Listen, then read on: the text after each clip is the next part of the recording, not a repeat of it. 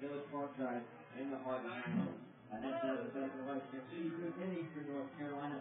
Other than that, we're going to make the next party to a party. It's off in the neighborhood. On my left. And that's TexasDave.com. Or by calling 919-217-0133. Mudcats lost 2-1 tonight, and Carolina had their opportunity to score against the Natives and the Stars Coleman. And the first inning, President Hunt. And in the minute 19 games, the double off the left field wall. However, the run was cleared at second base, and the Mudcats could not score.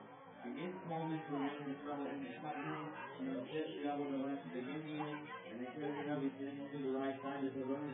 At first and second, and nobody else. However, James Harleo hopped up to the second baseman, Jose Castro struck out swinging, and Scott Carroll flied out to right field, and the Mudcats have left 3 runners on base to the first 2 innings. Jack Hill was equally as dominant for the Mudcats